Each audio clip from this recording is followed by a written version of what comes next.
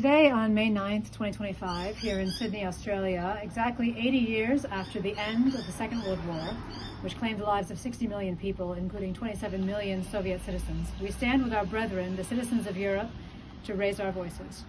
We are ashamed of the European governments and the EU, which have not learned the lessons of the 20th century. The EU, once conceived as a peace project, has been perverted and has thus betrayed the citizens of Europe. We support the citizens of Europe taking their destiny and history into their own hands today, on May 9th. We declare the EU a failure. We begin with citizen diplomacy and refuse the planned war against Russia. We recognize the shared responsibility of the West, the European governments, and the EU for this conflict. We stand with the citizens of Europe and with the European Peace Project to oppose the shameless hypocrisy and lies being spread today on Europe Day at official ceremonies and on public broadcasters. We extend our hand to the citizens of Ukraine and Russia.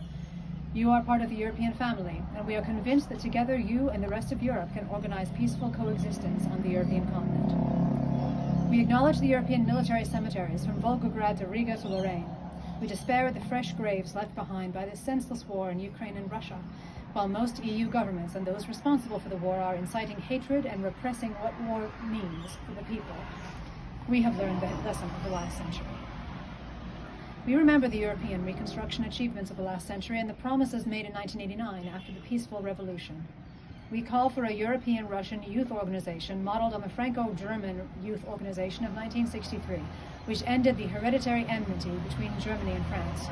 We demand an end to sanctions and the reconstruction of the Nord Stream 2 pipeline. We condemn the wasting of European citizens' tax money on armaments and militarization at the expense of social standards and infrastructure.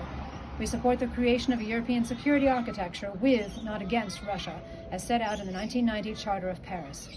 We support a neutral Europe, emancipated from the US, that plays a mediating role in a multipolar world. The Europe we hope for is post-colonial and post-imperial.